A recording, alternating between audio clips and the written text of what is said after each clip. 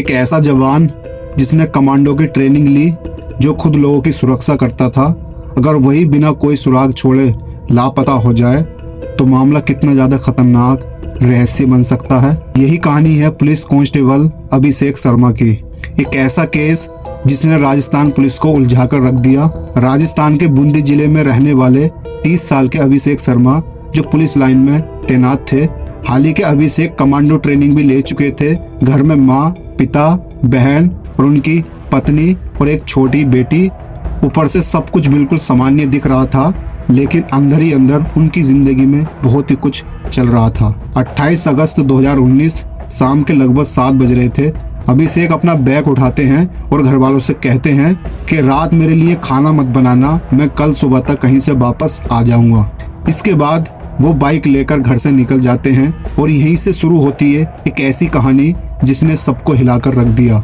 अगला दिन आया, लेकिन अभिषेक वापस नहीं लौटे। पहले तो परिवार ने सोचा कि शायद अभिषेक ड्यूटी पर बिजी होगा, लेकिन जब उनका मोबाइल लगातार बंद आने लगा तो घर वालों की बेचैनी बढ़ने लगी। और इसके बाद परिवार ने पुलिस लाइन को फोन किया, वहां से भी कोई भी जवाब नहीं मिला।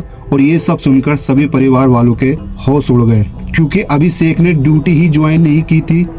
अब सवाल सिर्फ एक था, अगर वो ड्यूटी पर नहीं गए तो फिर कहाँ गए। 3 दिन गुजर गए, रिश्तेदारों से पूछ लिया, दोस्तों से बात हुई, हर जगह तलाश की, लेकिन अभिषेक का कोई भी सुराग नहीं मिल रहा था। करीब 1 हफ्ते तक गुमशुदा की रिपोर्ट दर्ज कराई, क्योंकि मामला बहुत ज्यादा गमगीन हो गया था। क्योंकि ये मामला पुलिस के अपने आदमी का था, इसलिए पुलिस तेजी से जांच कर रही थी। और इसके बाद पुलिस ने अभिषेक की कॉल डिटेल निकाली, मोबाइल के लोकेशन को चेक किया और तब सामने आया 28 अगस्त की रात 12:30 तक अभिषेक का फोन एक्टिव था। और उसके बाद अभिषेक का फोन बंद हो गया। और जब पुलिस अभिषेक की उस लोकेशन पर पहुंची जहां पर लोकेशन ट्रेस की थी, तो पता चला कि ये लोकेशन सवाई बदौरपुर बोली इलाके में है। और वो एक ऐसा इलाका था, चारों तरफ सुनसान सन्नाटा था। वो सारा इलाका जंगलों से घिरा हुआ था, पूरा वीरान इलाका था। पुलिस ने पूरे इलाके को सर्च किया और ऑपरेशन शुरू किया। और कई दिन बीत गए, पर लेकिन अभिषेक का अभी तक कोई भी सुराग नहीं मिला था। फिर अचानक से खरीला डैम के पास एक बैग मिला। पुलिस ने बैग को खोला तो उसके अंदर कपड़े थे और उन कपड़ों पर खून के निशान मिले। परिवार ने कपड़ों को देखकर पहचान लिया और कहा कि ये वही कपड़े थे जो अभिषेक घर से पहनकर बाहर निकले थे। अब मामला एक गुमशुदगी का नहीं था, बड़ी किसी साजिश का था, वो आने वाली थी। पुलिस ने अभिषेक की निजी जिंदगी को खंगालनी चालू कर दी। तभी सामने आया एक ऐसा नाम जिसको सब जानकर हैरान हो गए, सबके रोंगटे निकल गए। और वो नाम था सयामा। इस नाम को सुनकर आप लोग भी अजीब सा महसूस कर रहे होंगे कि आखिर ये नाम लड़की का है या लड़के का है, तो वो भी मैं आपको आगे बताता हूँ। सयामा अभिषेक की पत्नी दिव्या की कजन बहन थी, यानी कि ये लड़की थी। और पुलिस को पता चला कि दोनों के बीच काफी नजदीकियां थी। इतनी कि एक दिन दिव्या ने दोनों को रंगे हाथ पकड़ लिया था। और उस घटना के बाद घर टूटने लगा, पत्नी महके चली गई, तलाक का केस हो गया। लेकिन अभिषेक और श्यामा की बातचीत बंद नहीं हुई। पुलिस को पहले लगा कि दोनों का संपर्क खत्म हो चुका है, लेकिन बाद में पता चला कि श्यामा का एक नंबर एक्टिव है जो वो इस्तेमाल करती है। और श्यामा उसी नंबर से लगातार अभिषेक से बात करती थी। और इसी कहानी में एंट्री होती है नावेद नाम के युवक की, श्यामा का बचपन का दोस्त और उसका प्रेमी। जब पुलिस ने लोकेशन निकाली तो एक ऐसा सच चुकाने वाला सामने आया। 28 अगस्त की रात को अभिषेक, श्यामा और नावेद की तीनों की लोकेशन एक जगह की थी। और ये लोकेशन थी विजयवाड़ा किले के पास। और अब पुलिस को समझ आ चुका था कि मामला क्या है। आखिरकार पुलिस की पूछताछ में दोनों टूट गए, हार मान ली। और जब कहानी बताई, ये कहानी किसी फिल्म से कम नहीं थी। श्यामा ने बताया कि वो अभिषेक का पीछा छोड़ना नहीं चाहती थी, लेकिन अभिषेक उससे शादी करने की जिद पर अड़ा था।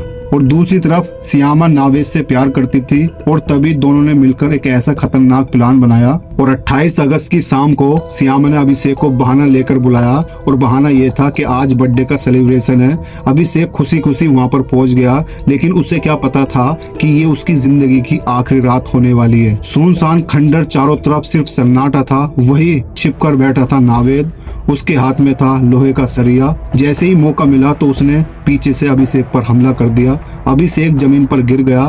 फिर दोनों ने मिलकर उस पर लगातार वार किया। कुछ ही देर में सब कुछ खत्म हो चुका था। और हत्या के बाद सबको गड्ढे में दबाया और उसके ऊपर पत्थर, कांटे और मिट्टी डाल दी, बाइक को कुएं में फेंक दी, कपड़े बैग में भरकर डैम के पास छोड़ दिए और फिर दोनों अपनी जिंदगी जीने लगे जैसे कुछ हुआ ही नहीं था। और करीबन 110 दिन के बाद दोनों आरोपी पुलिस को उस जगह पर लेकर पहुंचे जहां पर अभिषेक को दफनाया था। खुदाई हुई तो वहां सिर्फ अभिषेक की कुछ हड्डियां बरामद हुई, तो वहां पर सिर्फ अभिषेक की कुछ शरीर की हड्डियां मिली। हड्डियों को जांच के लिए भेज दिया और बाद में डीएनए की टेस्टिंग हुई तो पता चला कि ये वही अभिषेक शर्मा था जो देश का जवान था, कमांडो की ट्रेनिंग ले चुका था और अपने माँ बाप का सहारा था। एक लालच के चक्कर में दो लोगों ने एक जवान की बेरहमी से हत्या कर दी, धोखे से बुलाया और उसकी जिंदगी खत्म कर दी। एक ऐसा जवान जो लोगों की सुरक्षा करता था, वो खुद ही रिश्तों और धोखों का शिकार बन गया। अगर सही समय पर सही फैसला लिया जाता है तो शायद एक परिवार बर्बाद ना होता।